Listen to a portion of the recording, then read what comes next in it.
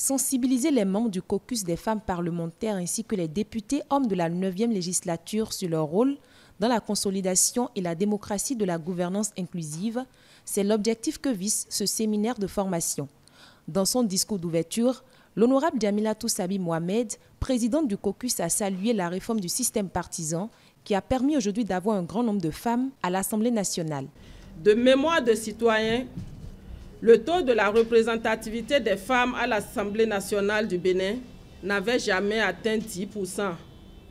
Mais à la faveur de la mise en œuvre des réformes courageuses ayant conduit aux élections législatives du 8 janvier 2023, le taux de présence féminine à l'Assemblée nationale est désormais passé à 26,6% avec 29 femmes sur les 109 que compte le Parlement.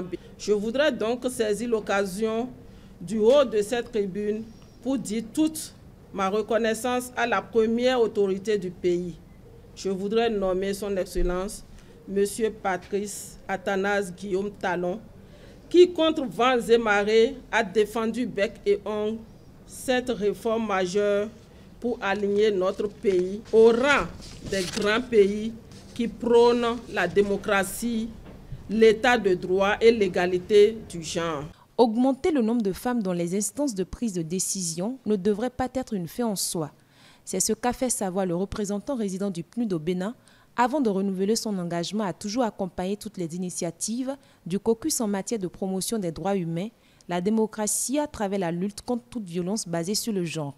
Au-delà de leur représentation numérique, les femmes doivent voir leurs intérêts représentés de manière effective afin que les processus de gouvernance permettent de faire avancer la situation sociale, politique, économique des femmes. Les réformes de gouvernance sensibles au genre sont destinées à lier la représentation numérique des femmes à leur représentation effective. Je tiens à vous assurer que mon engagement personnel pour veiller à ce que le programme des Nations Unies pour le développement apporte tout l'appui nécessaire et son expérience pour que le processus initié aujourd'hui soit consolidé. Occasion choisie par le président de l'Assemblée nationale d'encourager les participants à cet atelier à profiter de cette formation pour partager leur expérience, échanger des idées et renforcer leurs compétences en matière de leadership et de gouvernance inclusive. Nous sommes le reflet de notre société.